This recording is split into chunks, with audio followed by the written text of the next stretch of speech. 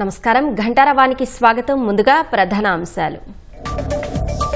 గల్లంతైన మత్స్యకారుల కోసం గాలింపు చర్యలు ముమ్మరం. రంగంలోకి 2 కోస్ట్ గార్డ్ నౌకలు, 3 నేవీ హెలికాప్టర్లు.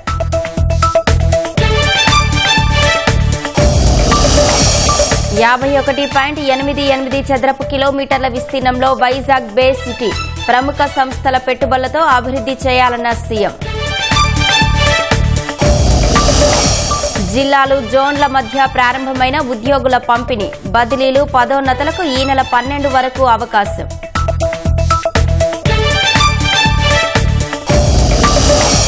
మహారాష్ట్రను వణికిస్తున్న భారీ వర్షాలు. పుణేలో కొండ చర్యలు విరిగిపడి 4 మృతి.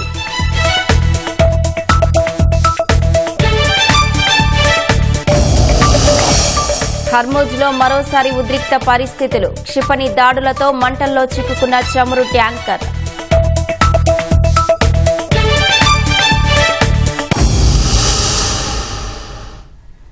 విశాఖ తీరంలో జూలై 1న వేటకు వెళ్లి నడి సముద్రంలో చిక్కుకుపోయిన 6 మత్స్యకారుల ఆచూకీ కోసం నావికాదళం, కోస్ట్ గార్డ్ బలగాలు 3వ రోజు ముమ్మరంగా రెస్క్యూ ఆపరేషన్ కొనసాగిస్తున్నాయి. హెలికాప్టర్లు, అధునాతన నౌకలతో సముద్ర గర్భాన్ని జల్లడపడుతున్నారు.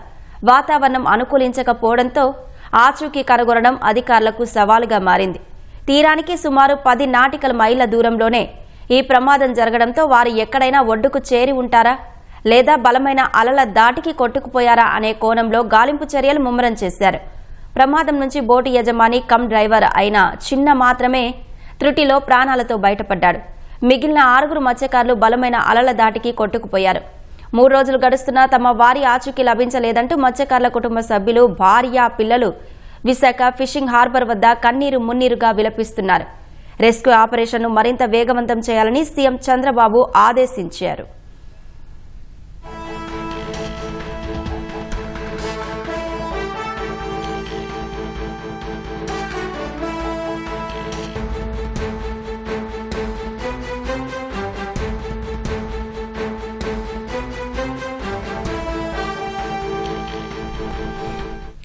విశాఖ సముద్రంలో గల్లంతైన మత్స్యకారుల కోసం గాలింపు చర్యలు కొనసాగుతున్నాయి. మొత్తం 72 గంటల గడువులో ఇప్పటికే 48 గంటల సెర్చ్ ఆపరేషన్ ముగిసింది.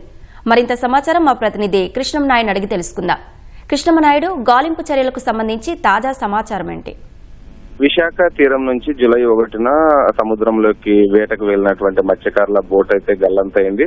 దీనికి సంబంధించి జూలై 4న మనకు సమాచారం అందింది. సమాచారం అందిన వెంటనే కోస్ట్ గార్డ్ తో పాటు నేవీ సిబ్బంది కూడా ఆదివారం ఉదయం నుంచే పెద్ద ఎత్తున గాలింపు చర్యలు చేపట్టాయి. అటు నేవీ, కోస్ట్ గార్డ్ సిబ్బందితో పాటు మెకనైజ్డ్ బోట్లకు సంబంధించినటువంటి యజమానుల బోట్లు కూడా ఈ యొక్క బోటు ప్రమాదం జరిగినటువంటి ప్రదేశానికి వెళ్లాయి. అయితే ఈ ప్రమాదం ఓవరాల్ గా చూసుకుంటే ఈ ప్రమాదంలో మొత్తం 7 మంది చిక్కుకున్నారు. అందులో కారే చిన్న మాత్రమే వాణిజ్య నౌకని ఎక్కి తన ప్రాణాలను కాపాడుకున్నారు. ఈ కారే చిన్నాను కూడా నిన్న రాత్రి అయితే విశాఖపట్నానికి తీసుకొచ్చారు. తీసుకొచ్చిన వెంటనే ఆయన్ని ఈ నేవీకి సంబంధించినటువంటి ఆసుపత్రిలో చికిత్స అందించారు. అనంతరం మెరుగైన చికిత్స కోసము ఆయన్ని కిమ్స్ ఆసుపత్రికి తీసుకెళ్లారు. అక్కడ ఆయనకు చికిత్స అందిస్తున్నారు. అప్పటికే కారే చిన్నాతో స్థానికంగా ఉన్నటువంటి ఎమ్మెల్యే వంశీకృష్ణ శ్రీనివాస్ మాట్లాడిన అనంతరము ఆ ఘటన జరిగినటువంటి దానిపైన కూడా వివరాలు సేకరించారు. ఘటన ఎలా జరిగిందన్న దానిపైన కూడా కారే చిన్న పూర్తి స్థాయిలో ఎమ్మెల్యేకి వివరించారు. అనంతరం ఎమ్మెల్యే కూడా మీడియాతో మాట్లాడారు. అయితే ఈ గల్లంతైనటువంటి వారు ఆ ప్రమాదం నుంచి కాపాడుకునేటువంటి ప్రయత్నంలో తీవ్రమైనటువంటి అలల తాకిడికి కొట్టుకుపోయారని కారే చిన్న అయితే చెప్పారు. కారే చిన్న చెప్పిన దాని ప్రకారం చూసుకుంటే వారి యొక్క ఆచూకీ దొరకడం అన్నది కష్టసాధ్యము, వారు ప్రాణాలతో ఉండడం అన్నది కష్టసాధ్యంగా చెప్పవచ్చని కూడా ఎమ్మెల్యే వంశీకృష్ణ శ్రీనివాస్ చెప్పారు. అటు నేవీ కూడా 72 గంటల గడువు అయితే విధించింది. 72 గంటల గడువు విధించింది. ఇప్పటికే 48 గంటల సర్చ్ ఆపరేషన్ చేశారు. మరో 24 గంటల సర్చ్ ఆపరేషన్ అయితే మిగిలి ఉంది. అయితే సర్చ్ ఆపరేషన్ చేయడానికి కూడా సముద్రంలో తీవ్రమైనటువంటి అలల ఉధృతి అయితే ఉంది. దీంతో పాటు వాతావరణం కూడా సహకరించట్లేదు. హెలికాప్టర్ల ద్వారా వెళ్ళినటువంటి వారికి కూడా ప్రతికూల పరిస్థితులు అయితే ఈ యొక్క సర్చ్ ఆపరేషన్ లో కనిపిస్తున్నాయి. అయినప్పటికీ కూడా సాహసోపేతంగా ఈ యొక్క జాలర్లని మత్స్యకారులను కాపాడాలన్నటువంటి ప్రధానమైనటువంటి ఉద్దేశంతో ప్రధానమైనటువంటి అంశంతో సీఎం చంద్రబాబు నాయుడు ఆదేశాలతో నేవీ తీవ్రమైనటువంటి ప్రయత్నాలు అయితే చేసింది వారి యొక్క జాడ కనుక్కోవడానికి. గంగవరం పోర్టు సమీపంలో జూలై 4న వీరి యొక్క బోటు మిస్సింగ్ అయింది. ఆ ప్రదేశంలోనే 10 నాటికల్ల దూరంలో ఈ యొక్క సర్చ్ ఆపరేషన్ చేస్తున్నారు. సర్చ్ ఆపరేషన్ చేసేటువంటి క్రమంలో అక్కడ తరచుగా వేటకు వెళ్లేటువంటి బోటు యజమానులతో కూడా మాట్లాడుతున్నారు. ఏ ప్రాంతంలో వీరు వేట కొనసాగిస్తారు, ఏ ప్రాంతానికి వీరంతా వెళ్లి ఈ యొక్క చేపలు తీసుకొని వస్తుంటారు, వేట సాగిస్తుంటారు అన్న దానిపైన కూడా వివరాలు సేకరించి ఆయా ప్రాంతంలో ఆర్టీజీఎస్ ద్వారా రియల్ టైం గవర్నెన్స్ ద్వారా దీన్ని అయితే పర్యవేక్షిస్తున్నారు. ఇటు ఐజీ డిఐజీ గోపీనాథ్ జడ్జి కూడా ప్రత్యక్షంగా కంట్రోల్ రూమ్ నుండి ఈ యొక్క నేవీతో పాటు కోస్ట్ గార్డ్ సిబ్బంది చేస్తున్నటువంటి ఆపరేషన్ పైన కూడా ప్రత్యక్షంగా పర్యవేక్షిస్తున్నారు. హోంమంత్రి కూడా ఎప్పటికప్పుడు వివరాలని ఆరా తీస్తున్నారు. ఇక ఈ రోజు అటు మెకనైజ్డ్ బోట్ యజమానుల సంఘం ముందు కూడా ఈ కుటుంబ సభ్యులు మొత్తం 6గురికి సంబంధించినటువంటి మిస్ అయినటువంటి జాలర్ల కుటుంబ సభ్యులు అయితే ఆందోళన తీవ్రతరం చేశారు. తమ వారిని కాపాడాలని, తమ వారి ఆచూకీ తెలపాలని కూడా కుటుంబ సభ్యులతో పాటు పిల్లలంతా రోదనతో ఈ ప్రాంతం అంతా మిన్నంటింది. తమ వారిని చూపించాలని, వారే తమకు బతుకు తెరవని, వారు లేకపోతే తాము జీవించలేమని, కుటుంబ గడవని పరిస్థితి అని కూడా వారంతా కన్నీరు మున్నీరుగా వినిపిస్తున్నటువంటి పరిస్థితి. కేవలం గంగ పుత్రులమని మేము ఆ గంగ మీద ఆధారపడే జీవనం సాగిస్తున్నామని వారంతా చెబుతున్నారు. అటు ప్రభుత్వం కూడా వారికి అన్ని రకాల సహాయ సహకారాలు చేయడానికి కూడా సిద్ధమైంది. వారికి ఎటువంటి ఇబ్బంది కలగకుండా ఉండాలని కూడా అధికారులను ఆదేశించింది. రెవెన్యూ సిబ్బంది కూడా ఎప్పటికప్పుడు ఈ గంటకు ఈ యొక్క సమాచారాన్ని, సర్చ్ ఆపరేషన్ కి సంబంధించినటువంటి సమాచారాన్ని కూడా జాలర్ల కుటుంబ సభ్యులకి చేరవేస్తున్నారు. ఎలాంటి పరిస్థితులు సముద్రంలో ఉన్నాయన్న విషయాలను కూడా వివరిస్తున్నారు.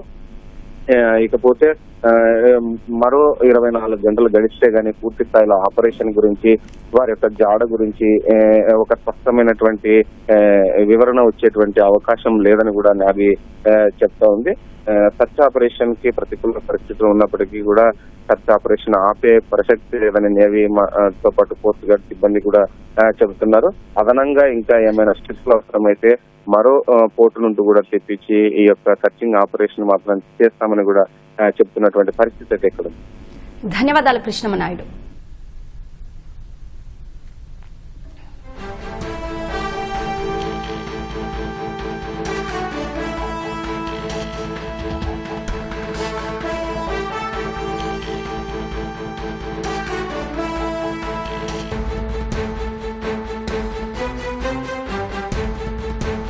విశాఖ ఎకనామిక్ రీజియన్లోని 51.88 చదరపు కిలోమీటర్ల విస్తీర్ణంలో వైజాగ్ బే సిటీని అభివృద్ది చేయాలని సీఎం చంద్రబాబు నిర్దేశించారు.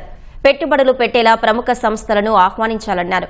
తలసరి ఆదాయంలో సరికొత్త రికార్డు సృష్టించిన కడప జిల్లా లింగాల మండలం స్ఫూర్తితో రాయలసీమను గ్లోబల్ హార్టికల్చర్ హబ్గా తీర్చిదిద్దాలని సూచించారు. తిరుపతి ఎకనామిక్ రీజియన్ పురోగతికి హార్టికల్చర్ గ్రోత్ ఇంజన్ అవుతుందని, 25కు పైగా ఉద్యాన ఉత్పత్తులు సాధించేలా చూడాలన్నారు. 6 నెలల్లో అమరావతి, తిరుపతి ఎకనామిక్ రీజియన్ల మాస్టర్ ప్లాన్ సిద్ధం చేయాలని ఆదేశించారు. రాష్ట్రంలోని 3 ఎకనామిక్ రీజియన్లపై సీఎం ఉన్నత స్థాయి సమీక్ష నిర్వహించారు. విశాఖ, అమరావతి, తిరుపతి కేంద్రాలుగా 3 రీజియన్ల అభివృద్ధికి మార్గదర్శకాలను సూచించారు. తీర ప్రాంత పర్యాటకం, global business innovation ecosystem, global talent elite living అనే 3 పిల్లర్లపై వైజాగ్ బే సిటీ అభివృద్ది చేయాలన్నారు. బే సిటీలో 3291 ఎకరాల ప్రభుత్వ భూమి లభ్యత ఉందని సీఎంకి అధికారులు తెలిపారు. విశాఖ ఎకనామిక్ రీజియన్లో ఇప్పటికీ 49 ప్రాజెక్టులు రాగా వీటిలో 18 ప్రాజెక్టులు గ్రౌండ్ అయ్యాయన్నారు. మరో 12 త్వరలో గ్రౌండ్ కానున్నాయని తెలిపారు. మరో 19 ప్రాజెక్టులు ప్రణాళిక దశలో ఉన్నట్లు చెప్పారు. వచ్చే 3 నెలల్లో 1,00,000 చదరపు అడుగుల్లో ఇంటర్నేషనల్ కన్వెన్షన్ సెంటర్, హోటళ్లు, ఐటీ ప్రాజెక్టులు వచ్చేలా చూడాలని సీఎం లక్ష్యాన్ని నిర్దేశించారు. అరకు, పాడేరు, విశాఖను పర్యాటక సర్కిల్గా రూపొందించి ప్రత్యేక ఆకర్షణ తీసుకురావాలన్నారు. పోర్టులు, ఫిషింగ్ హార్బర్లతో విశాఖ ఎకనామిక్ రీజియన్ అభివృద్ధికి ఎంతో ఆస్కారం ఉందన్నారు. వెల్నెస్ సెంటర్లకు ప్రత్యేకంగా భూ కేటాయింపులు జరపాలన్నారు.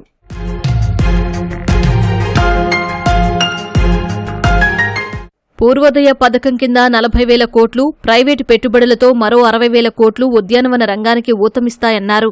కడప జిల్లా లింగాల మండలంలో ప్రజలు 7,30,000 రూపాయలు తలసరి ఆదాయం కలిగి ఉండడం హార్టికల్చర్ పంటల సాగు వల్ల కలిగే లాభాలకు నిదర్శనమన్నారు. పారిశ్రామికాభివృద్ధి చెందిన ప్రాంతాల కన్నా తలసరి ఆదాయం అధికంగా ఉండటంపై అధ్యయనం చేయాలన్నారు. తిరుపతి ఎకనామిక్ రీజియన్ మాస్టర్ ప్లాన్లో హార్టికల్చర్ రంగానికి అత్యధిక ప్రాధాన్యత ఇవ్వాలని నిర్దేశించారు. ఖనిజ సంపద నుంచి హార్టికల్చర్ వరకు, పుణ్యక్షేత్రాల నుంచి పర్యాటక ప్రాంతాల వరకు రాయలసీమకు ఉన్న అనుకూలతలను మార్కెటింగ్ చేసుకోవాలన్నారు. తిరుపతి, శ్రీకాళహస్తి, శ్రీశైలం వంటి ఆధ్యాత్మిక ప్రదేశాలు, ఐఐటి వంటి విద్యాసంస్థలు, gold, iron ore, lime stone వంటి ఖనిజ వనరులు రాయలసీమ అభివృద్ధికి దోహదపడతాయన్నారు. గండికోట, హార్సిలీ హిల్స్, తలకోన వంటి పర్యాటక ప్రాంతాలను ఇంటిగ్రేట్ చేయాలన్నారు. శ్రీసిటీ దేశంలోనే నంబర్ 1 ఇండస్ట్రియల్ పార్కుగా నిలుస్తోందని, ఓర్వకల్లు, కొప్పర్తి పారిశ్రామిక వాడలను సద్వినియోగం చేసుకోవాలని సూచించారు. అన్ని రంగాల్లోనూ పెట్టుబడులకు తిరుపతి రీజియన్ అనుకూలమన్నారు.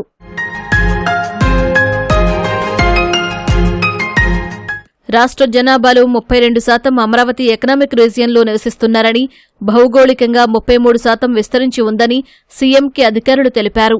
భౌగోళికంగా రాష్ట్రానికి మధ్యలో ఉండటం, నైపుణ్యం కలిగిన మానవ వనరులు ఉండటం కలిసొచ్చే అంశమన్నారు. అమరావతి ఎకనామిక్ రీజియన్ పరిధిలో కృష్ణా జిల్లా తలసరి ఆదాయంలో ముందుందన్నారు. జిల్లాల వారీగా రీజియన్ అభివృద్ధి జరిగేలా వర్క్ షాపులు నిర్వహిస్తున్నట్టు చెప్పారు.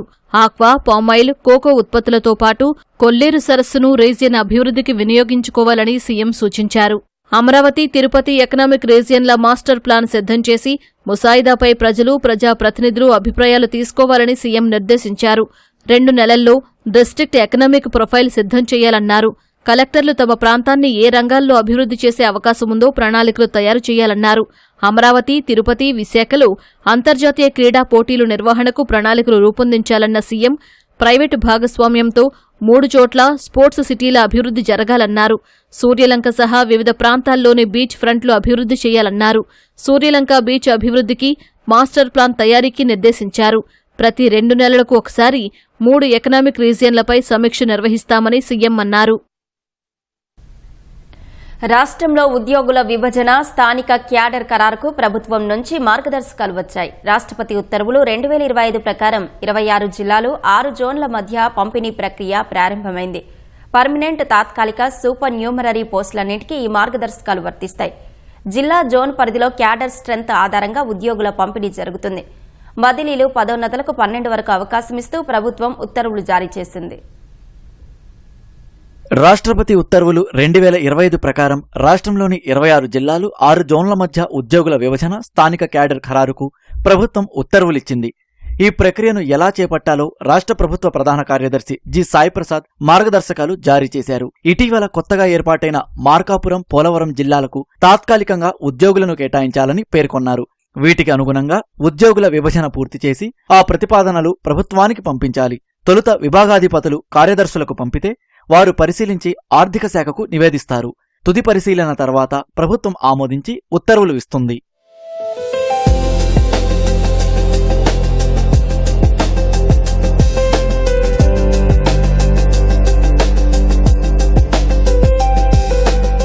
ఉద్యోగుల విభజన ఈ మార్గదర్శకాలు పర్మనెంట్, తాత్కాలిక, సూపర్ న్యూమరరీ పోస్టులన్నింటికీ వర్తిస్తాయి. ఆల్ ఇండియా సర్వీసు ఏబీ గ్రూపుల్లోని అధికారులకు, జ్యుడిషియల్ అధికారులకు, శాసనసభ, శాసనమండలి, గవర్నర్ కార్యాలయం, హైకోర్టు, జిల్లా, ఇతర సబార్డినేట్ కోర్టుల్లో పనిచేసేవారికి, ప్రభుత్వ రంగ సంస్థల్లోని ఉద్యోగులకు వర్తించవు. రాష్ట్రపతి ఉత్తర్వులు 2025లోనే పేరా 14లో పేర్కొన్న కార్యాలయాల్లో మంజూరు చేసిన పోస్టులకు వర్తించవు. రాష్ట్రంలో గతంలో ఉన్న 13 జిల్లాలను ఇప్పుడు 28 జిల్లాలుగా మార్చినా ప్రస్తుతానికి రాష్ట్రపతి ఉత్తర్వులు 26 జిల్లాలకే వచ్చాయి. వీటిని 6 జోన్లు, 2 మల్టీ జోన్లుగా విభజించారు. మల్టీ జోన్ 1లో 3 జోన్లు ఉన్నాయి. జోన్ 1లో శ్రీకాకుళం, విజయనగరం, మన్యం, విశాఖ, అనకాపల్లి జిల్లాలు ఉన్నాయి.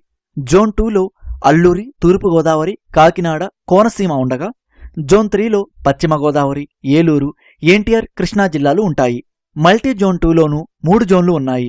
జోన్ 4లో గుంటూరు, పల్నాడు, బాపట్ల, ప్రకాశం, నెల్లూరు ఉంటాయి. జోన్ 5లో తిరుపతి, చిత్తూరు, అన్నమయ్య, కడప. జోన్ 6లో నంద్యాల, అనంతపురం, కర్నూలు, శ్రీ సత్యసాయి జిల్లాలు ఉన్నాయి. ప్రస్తుతం రాష్ట్రపతి ఉత్తర్వుల ప్రకారం పోలవరం, మార్కాపురం జిల్లాలు భాగంగా లేకపోయినా అధికారికంగా ఉత్తర్వు పరిధిలోకి వచ్చే వరకు ఆ 2 జిల్లాలకు పోస్టులను తాత్కాలికంగా కేటాయించాలి. రాష్ట్రపతి ఉత్తర్వుల కింద స్థానిక ప్రాంతాల్లో మార్పులు చేసినందున ప్రతి శాఖలోని వివిధ పోస్టుల క్యాడర్ స్ట్రెంత్ను నిర్ధారిస్తారు. స్థానిక క్యాడర్ల మధ్య ఆ పోస్టులను పంచుతారు. జిల్లా, జోన్ పరిధిలోని మొత్తం క్యాడర్ స్ట్రెంత్ ఆధారంగా పంపిణీ జరుగుతుంది. రాష్ట్ర సచివాలయం, విభాగాధిపతుల కార్యాలయాలు, ప్రత్యేక లేదా రాష్ట్ర స్థాయి కార్యాలయాల్లో స్థానిక క్యాడర్ నుంచి టెన్యూర్ ప్రాతిపదికన భర్తీ చేసిన పోస్టులను వర్గీకరిస్తారు. క్యాడర్ స్ట్రెంత్ను లెక్కించేటప్పుడు రాష్ట్ర సచివాలయం, హెచ్ఓడి, రాష్ట్ర స్థాయి కార్యాలయాల్లోని పోస్టులను పరిగణలోకి తీసుకోరు. సంబంధిత స్థానిక క్యాడర్ భౌగోళిక పరిధుల్లో భాగమైన పోస్టులను మాత్రమే లెక్కలోకి తీసుకుంటారు.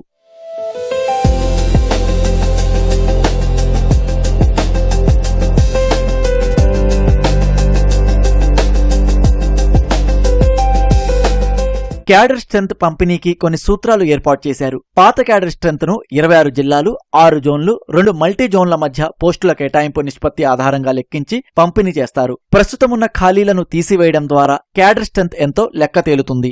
రాష్ట్ర స్థాయి పోటీల్లో కొన్నింటిని మల్టీ జోన్విగా మార్చారు. Deputy collector, DSP, commercial tax officer అదే స్థాయిలోని ఇతర అధికారుల పోస్టులను రాష్ట్ర స్థాయిగా కాకుండా మల్టీ జోనల్ క్యాడర్లుగా పరిగణిస్తారు. ఆ పోస్టులను మల్టీ జోన్ 1, 2 మధ్య పంచుతారు. పోస్టుల కేటాయింపు నిష్పత్తి ఆధారంగా ఉద్యోగుల విభజన ఉంటుంది. ఆ లెక్కన 40% కొత్త కృష్ణా జిల్లాకు, 50% ఎన్టీఆర్ జిల్లాకు, 10% ఏలూరు జిల్లాకు వెళ్తాయి. కర్నూలుకు 55%, నంద్యాలకు 45% పోస్టులు వెళ్తాయి. ప్రభుత్వ ఉద్యోగుల బదిలీలు, పదోన్నతులు, పోస్టుల భర్తీ, డిప్యూటేషన్లు తదితర పాలనాపరమైన అంశాల్లో నిషేధాన్ని ఈ నెల 12 వరకు సడలించారు. 13 నుంచి బదిలీలు, పదోన్నతులపై నిషేధం అమల్లోకి రానుంది. రాష్ట్రపతి ఉత్తర్వుల అమలు, నూతన స్థానిక క్యాడర్ల పునర్వ్యవస్థీకరణ వేగవంతం, మొత్తం ప్రక్రియ పర్యవేక్షణకు నోడల్ అధికారులను నియమిస్తూ ప్రభుత్వ సాధారణ పరిపాలన శాఖ ప్రత్యేక ప్రధాన కార్యదర్శి ఎస్ఎస్ రావత్ ఉత్తర్వులిచ్చారు. రాష్ట్ర సచివాలయం, హెచ్ఓడి, జిల్లా స్థాయిల్లో నోడల్ అధికారులను నియమించారు. ఉద్యోగులను కొత్త జిల్లాలకు పంపేందుకు సీనియారిటీ జాబితాల తయారీ కూడా వీరి బాధ్యతే. వీరు ఏపీపీఎస్సీ ద్వారా చేపట్టే ప్రత్యక్ష నియామకాలకు ఇండెంట్లను సిద్ధం చేసి ప్రభుత్వానికి సమర్పిస్తారు. సీఎం చంద్రబాబు, ఉప ముఖ్యమంత్రి పవన్ కళ్యాణ్ పై అనుచిత వ్యాఖ్యలు చేసిన యూట్యూబర్ బచ్చలకూరి జోసెఫ్ పై జనసేన నాయకులు పోలీసులకు ఫిర్యాదు చేశారు. అతన్ని కఠినంగా శిక్షించాలంటూ గుంటూరు జిల్లా తాడేపల్లి, కడప జిల్లా రాజంపేట ఠాణాల్లో ఫిర్యాదు చేశారు. సోషల్ మీడియాలో ప్రభుత్వ అధినేతలను విమర్శిస్తే ఊరుకోమని హెచ్చరించారు. జోసెఫ్ వ్యాఖ్యలకు వ్యతిరేకంగా కడప జిల్లా రాజంపేటలో జన సైనికులు ఆందోళన నిర్వహించారు. కులాలు, ప్రాంతాల మధ్య చిచ్చుపెట్టేవారు సమాజంలో ఉండకూడదన్నారు. జోసెఫ్తో పాటు ఆయన వెనుకున్న వ్యక్తులను చట్టం ముందు నిలబెట్టాలని డిమాండ్ చేశారు. సామాజిక మాధ్యమాల్లో వ్యవస్థీకృతంగా దుష్ప్రచారం చేస్తున్న వారిపై కఠిన చర్యలు తీసుకోవాలని హోంమంత్రి అనిత పోలీసు అధికారులకు ఆదేశించారు. రాజ్యాంగబద్ద పదవుల్లో ఉన్న వారిని లక్ష్యంగా చేసుకుని అసభ్యకర పోస్టులతో దుష్ప్రచారానికి పాల్పడిన నేరగాళ్లపై నెట్వర్క్ ఆధారిత దర్యాప్తు ముమ్మరం చేయాలన్నారు.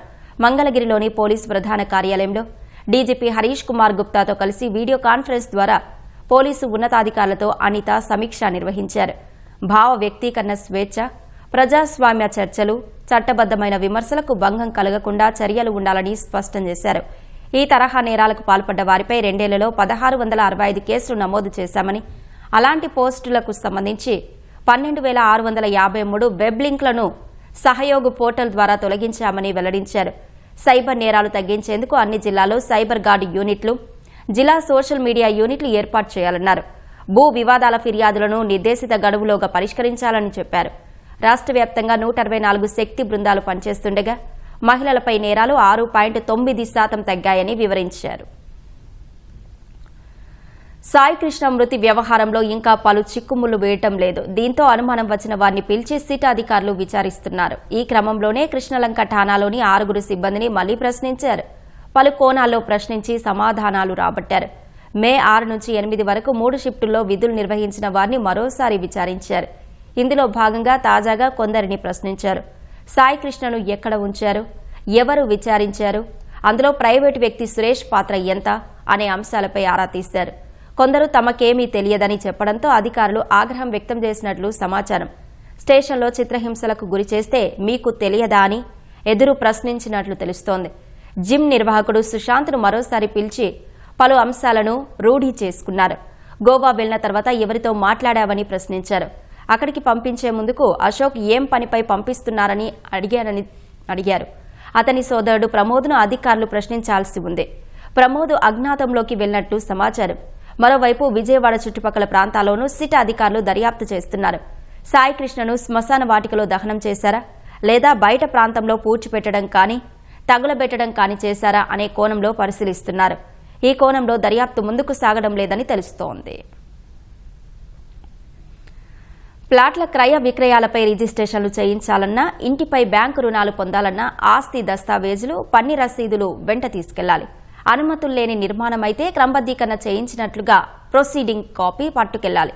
ఇలాంటి సమస్యలకు పరిష్కారంగా మహారాష్ట్ర ప్రభుత్వం బహుళ అంతస్తుల్లో ఫ్లాట్లకు ప్రాపర్టీ కార్డులు జారీ చేస్తోంది. రాష్ట్రంలోనూ బహుళ అంతస్తుల నిర్మాణాలు క్రమంగా పెరుగుతున్నందున ప్రాపర్టీ కార్డులు జారీ చేయొచ్చని నిపుణులు సూచిస్తున్నారు. ముంబై, పుణె, థానే సహా పలు నగరాల్లో అమల్లో ఉన్న ఈ కార్డులో ఫ్లాట్ యజమాని పేరు, ఫ్లాట్ నెంబర్, కార్పెట్ ఏరియా, అవిభాజ్య భూమి వాటా, ఆస్తి పన్ను వంటి కీలక వివరాలన్నీ నమోదై ఉంటాయి. కేవలం 500 రూపాయల రుసుముతో ఈ కార్డును జారీ చేస్తున్నారు. ప్రాపర్టీ కార్డులో క్యూఆర్ కోడ్తో పాటు డిజిటల్ ధృవీకరణ వ్యవస్థ ఉండడంతో ఒకే ఆస్తిని పలుమార్లు విక్రయించడం, ఒకే ఫ్లాట్పై పలుమార్లు బ్యాంకు రుణాలు తీసుకోవడం వంటి అక్రమాలకు అడ్డుకట్ట పడుతుందని అధికారులు భావిస్తున్నారు. పాత అపార్ట్మెంట్ల పునర్నిర్మాణ సమయంలో యాజమాన్య హక్కులు, భూమిలో వాటాలపై తలెత్తే వివాదాలను కూడా ఈ విధానం ద్వారా సులభంగా పరిష్కరించే అవకాశం ఉంది. ప్రస్తుతం ఆంధ్రప్రదేశ్లో కూడా హైరైజ్ భవనాల సంఖ్య వేగంగా పెరుగుతోంది. విశాఖపట్నం, విజయవాడ, గుంటూరు, తిరుపతి నగరాల్లో 18 అంతస్తులకు పైగా ఉన్న సుమారు 30 హైరైజ్ భవనాల్లో 20,000కు పైగా ఫ్లాట్లు ఉన్నాయి. మొదట ఈ 4 నగరాల్లో పైలట్ ప్రాజెక్టుగా ప్రాపర్టీ కార్డులను అమలు చేసి విజయవంతమైతే రాష్ట్రంలోని అన్ని కార్పొరేషన్లు, మున్సిపాలిటీలకు విస్తరించవచ్చని నిపుణులు సూచిస్తున్నారు. భారత ఇంధన వ్యవస్థపై ఈ ఏడాది ఎల్నినో తీవ్ర ప్రభావం చూపనుంది. ప్రపంచంలోని ఇతర ప్రాంతాల కన్నా మనపైనే ఎక్కువగా దెబ్బపడనుంది. Centre for research on energy and clean air CREA సంస్థ నిర్వహించిన అధ్యయనం ఈ ప్రమాదాన్ని గుర్తించింది. 2026 జూలై నుంచి 2027 జూన్ వరకు విద్యుత్తుకు తీవ్ర ఇబ్బంది కలగనుంది. ఎల్నినో వల్ల భారత్కు 2 సవాళ్లు ఎదురుకానున్నాయి. తగ్గుముఖం పడుతున్న వానలు, గాలులే కాకుండా టర్బైన్లు, హైడ్రో పవర్ ఉత్పత్తి కూడా తగ్గిపోనుంది. ఫలితంగా విద్యుత్ ఉత్పత్తి గణనీయంగా తగ్గనుంది. మరోవైపు వేడి వల్ల ఏసీల వినియోగం పెరిగి విద్యుత్తుకు భారీ డిమాండ్ ఏర్పడనుంది. దేశంలో కేవలం అదనపు విద్యుత్ డిమాండే 10 టెరావాట్లకు చేరుకోనుంది. ఇది ఢిల్లీలో 3 నెలలకు అవసరమైనంత విద్యుత్తుతో సమానం. పునరుత్పాదక వనరులతో కోల్పోయిన ఉత్పత్తి, పెరిగిన డిమాండ్ను పరిగణలోకి తీసుకుంటే భారత్లో 18 టెరావాట్ల అంతరం ఉంది. భారీ వర్షాలు, కొండ చర్యలు విరిగిపడడంతో మహారాష్ట్రలోని ముంబై, పుణె నగరాలు అతలాకుతలమయ్యాయి. పుణెలో 2 వేర్వేరు ఘటనలో కొండ చర్యలు విరిగిపడి 4 ప్రాణాలు కోల్పోయారు. మరో 2 వరదల్లో కొట్టుకుపోయారు. వరద ప్రభావిత ప్రాంతాల నుంచి 568 మందిని సహాయ బృందాలు సురక్షిత ప్రాంతాలకు తరలించాయి. పుణె వ్యాప్తంగా 22 చోట్ల కొండ చర్యలు విరిగిపడి రవాణా వ్యవస్థ స్తంభించింది. భారీ వర్షాల నేపథ్యంలో ఇవాళ పుణెలోని పాఠశాలలకు సెలవు ప్రకటించారు. మరోవైపు కర్జాత్, లోనావాలా ఘాట్ సెక్షన్లో 24 గంటల్లో ఏకంగా 600 మిల్లీమీటర్ల రికార్డు స్థాయి వర్షపాతంతో ముంబై, పుణె మధ్య రైలు సేవలు పూర్తిగా నిలిచిపోయాయి. అనేక చోట్ల పట్టాలు దెబ్బతినగా వందలాది మంది కార్మికులతో యుద్ధ ప్రాతిపాదికన పునరుద్ధరణ పనులు జరుగుతున్నాయి. ముంబై, పుణె ఎక్స్ప్రెస్ వేలోని మిస్సింగ్ లింక్ టన్నెల్ 2 వద్ద కొండ చర్యలు విరిగిపడి 18 గంటలు మూతపడ్డ రహదారిని రాత్రి పునరుద్ధరించారు. ఇటు ముంబైకి వాతావరణ శాఖ ఆరెంజ్ అలర్ట్ జారీ చేసింది. విద్యార్థుల భద్రత దృష్ట్యా ఇవాళ ముంబైలోని అన్ని విద్యాసంస్థలకు ప్రభుత్వం సెలవు ప్రకటించింది. అత్యవసరమైతే తప్ప ప్రజలు ఇళ్ల నుంచి బయటకు రావద్దని అధికారులు సూచించారు. గల్ఫ్ దేశాల పర్యటనలో ఉన్న భారత విదేశాంగ మంత్రి జైశంకర్ బహ్రెయిన్ రాజు హమద్ బిన్ ఇసా అల్ ఖలీఫాతో భేటీ అయ్యారు. ఇరు దేశాల ద్వైపాక్షిక భాగస్వామ్యాన్ని మరింత బలోపేతం చేసే మార్గాలపై ఖలీఫాతో జైశంకర్ చర్చించారు. ఖతార్ పర్యటన ముగించుకుని అక్కడి నుంచి జైశంకర్ బహ్రెయిన్ వెళ్లారు. ఆ దేశ రాజు ఖలీఫాతో పాటు ప్రధాని సల్మాన్ బిన్ హమద్ అల్ ఖలీఫాను కలుసుకున్నారు. ఈ సందర్భంగా బహ్రెయిన్లో నివసిస్తున్న ప్రవాస భారతీయులు భద్రతా సంక్షేమం కోసం వారు తీసుకుంటున్న చర్యలకు జైశంకర్ కృతజ్ఞతలు తెలిపారు. అంతకుముందు బహ్రెయిన్ విదేశాంగ మంత్రి అబ్దుల్లాతీఫ్ బిన్ రషీద్ అల్ జయానీతో కూడా జైశంకర్ భేటీ అయ్యారు. ద్వైపాక్షిక సహకారం పెంపొందించుకోవడం, ప్రాంతీయంగా జరుగుతున్న తాజా పరిణామాలపై వారు సుదీర్ఘంగా చర్చలు జరిపారు. ఈ పర్యటనలో ప్రవాస భారతీయ కమ్యూనిటీ సభ్యులతో కేంద్ర మంత్రి సమావేశమయ్యారు. బహ్రెయిన్ సమాజానికి ప్రవాస భారతీయులు చేసిన సేవలను ప్రశంసించారు. ఇరు దేశాల మధ్య వారంతా వారధిలా వ్యవహరిస్తున్నారని కొనియాడారు. హర్ముజ్ జలసంధిలో మరోసారి నౌకలపై దాడి జరిగింది. హర్ముజ్ మీదుగా ఒమన్ ప్రయాణిస్తున్న ఒక ఆయిల్ ట్యాంకర్పై క్షిపణి దాడి జరిగినట్లు యూకే మారిటైమ్ ఏజెన్సీ UKMTO వెల్లడించింది. ఈ తెల్లవారుజామున ఒమన్ పరిధిలోని లిమా సమీపంలో ఈ ట్యాంకర్ దాడికి గురైనట్లు పేర్కొంది. హర్ముజ్ నుంచి దక్షిణంగా గల్ఫ్ ఆఫ్ ఒమన్ వైపు వెళ్తుండగా నౌక ఎడమ వైపున దాడి జరిగినట్లు తెలిపింది. ఫలితంగా నౌకలో మంటలు చెలరేగాయని బ్రిటిష్ సైన్యం తెలిపింది. ఈ ఘటన వల్ల ఎలాంటి పర్యావరణ నష్టం జరగలేదని వివరించింది. అయితే ఈ దాడికి బాధ్యత వహిస్తూ ఇప్పటి వరకు ఎవరూ ప్రకటించలేదు. ఇటీవల ఒమన్ సమీపంలో ఇదే మార్గంలో ప్రయాణిస్తున్న 2 నౌకలపై ఇరాన్ దాడులు చేసినట్లు ఆరోపణలు ఉన్నాయి. ప్రస్తుత దాడి వెనుక కూడా ఇరాన్ హస్తముందన్న అనుమానాలు వ్యక్తమవుతున్నాయి.